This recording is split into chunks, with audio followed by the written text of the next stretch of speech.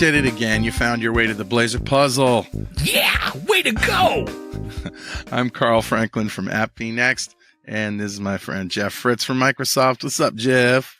How'll do, Carl? It's been a few weeks here, and the November is over. There's so much that's going on that we've learned, and we're going into the end of the year here. It's a perfect time to gift somebody a wonderful puzzle that they might enjoy this holiday season. Yes, absolutely. So we had 2 weeks before the last puzzle, and then 2 weeks before the puzzle before that. We're due here. We're due. But this was a really good and tricky puzzle that you came up with, sir. Oh, thank you. Thank you. Let's get into it and see what the problem was. Let's take a look.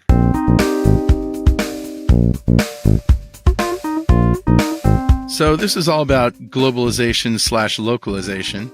Yep. And I still don't know the difference between those two. What's the difference between localization and globalization? Localization is more or less the different translations that we have for different cultures, for different languages.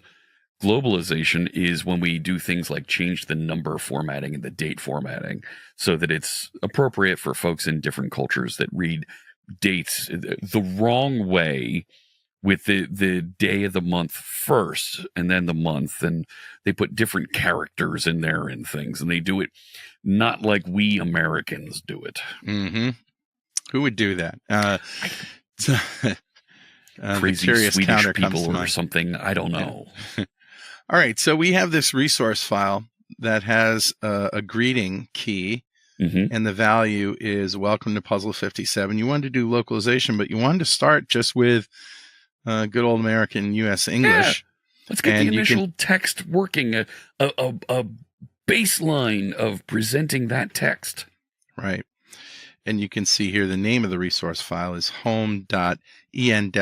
So that en is the English, US is the dialect of English. And so there's a convention there.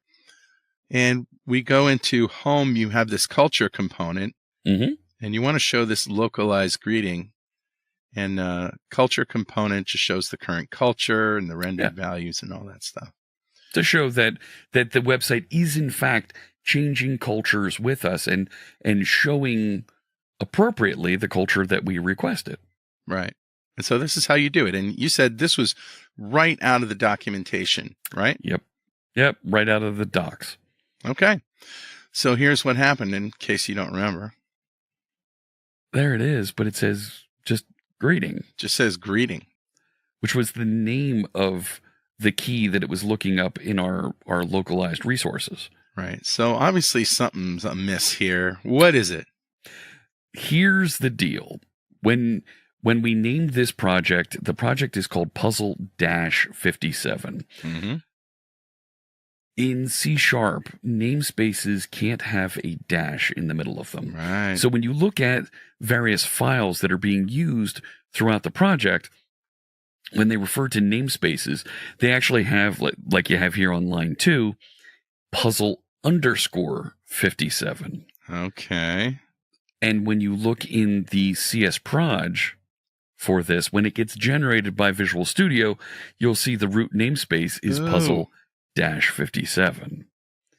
So when the regex files generate the appropriate code that goes with this project for those localized resources, it's putting the wrong namespace on it and it can't be found. Yikes. Well, that was it. We did have a couple of correct answers, and we chose one at random. And the winner is, drum roll please, Craig McKinnon from Ontario, Canada. Yeah, congratulations, Craig. Yep. And for having his correct answer chosen at random, Craig is going to win one of these. A Blazor Puzzle mug, supersonic style. Ooh. Yeah. Does it collect gold rings just like Sonic? It may. Oh. It may. Okay. And also he's going to win one of these. An official Atomic Blazor Puzzle t-shirt. Hey. So we have supersonic and atomic. Nice. These are all completely irrelevant adjectives that we just say to be funny. And just in case you missed that, Q. So there you go. Craig, send us a picture of you in your T-shirt holding your coffee mug, and, we'll put it out there on the social medias. Yep. And I bet you're just raring to find out what next week's puzzle is, right? I was going to get my hands on some uranium to rub on Craig's T-shirt so it was atomic. But yeah, I guess we can do the next puzzle. Sure, let's do that. All right, here we go.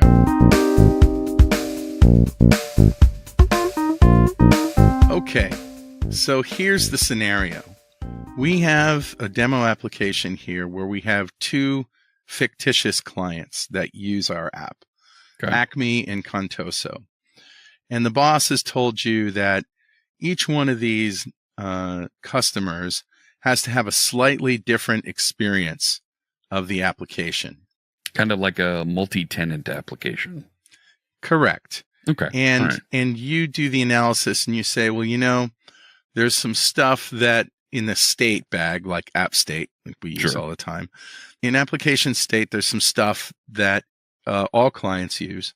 But then there are classes, models, those kinds of things that exist in one client that don't exist in another because they may call something else. Sure. And they may have different text, or it just may work differently depending on their business logic or whatever. So we kind of need individual app state bags, if you will, or components for each of these customers. Okay. Now, if I don't choose a client and I go to the customer page, it says, please select a client. If I go to the config page, it says, please select a client. If I come here and choose Acme, now that's selected. I go to the customer page, it says, welcome to Acme.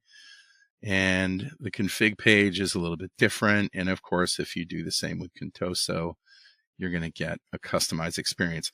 And that's fine because we're not really persisting anything. The question is, how can we make these state bags so that they can persist for multiple pages? So if you look in my clients folder up here, you can see I have 2 pages. Well, they're not actually pages. They're components. But I also have the pages down here, config page and customer page, right? But these are components that have the, experience for those guys. And if you look at, like, say, customer page, here's what it does. It just says, if the current client is Acme, then we show the Acme component. And if it's Contoso, we show the Contoso component. But I want app state. I want customized app state for each of these things. Because in the Acme pages, I want state between these two, components. Config page and the customer page. This is the config page, right? So it poses a little bit of a problem. I do not want cascading parameters for every customer. Just one cascading app state is enough. Can you imagine if we had 50 customers and you would have cascading app states 50 times? Not only that, but then everybody would get access to everybody else's app state. So this is not a solution. And I'm just telling you, I'm just trying to save you some time here, right? If you look at like Contoso, the Contoso customer page, we do have app state here because we need that. But we also want to be able to access a Contoso specific app state. And likewise, up here in Acme, we want to be able to access an Acme specific app state. And we want those values to persist between each of these page views. So that is a challenge. Let me ask a couple of leading questions here. Sure. So that configuration that's specific for each of those customers, does it persist in application state for all users? It does not. Okay. It is only for the users of that particular client. Now, is this are we global server interactive, global WebAssembly. Global server interactivity. Yep. Okay. Just to make it easier. Sure. So that's the question. I've got some design ideas here. Okay. I would set up a microservice with an Entra ID. All right, don't listen to Jeff, okay? And he's I being need a funny. service This bus. No, two service buses. Mediator. You know, 15 interfaces. You probably could get it working with that, but that's not what we're looking for. There's a simple solution to this, and we want you to figure it out without using all that stuff. Sure. Okay? Can I use AI? So if you think you know the answer, don't post it on social media, but instead send it to Jeff and me at blazorpuzzle@appvnext.com with the subject line puzzle number 58. And good luck and have fun with this one. AutoMapper. I need AutoMapper to make this work. We'll see you next time.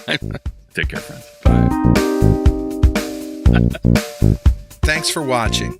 Make sure to check out blazortrain.com and the .NETshow.com for more great content.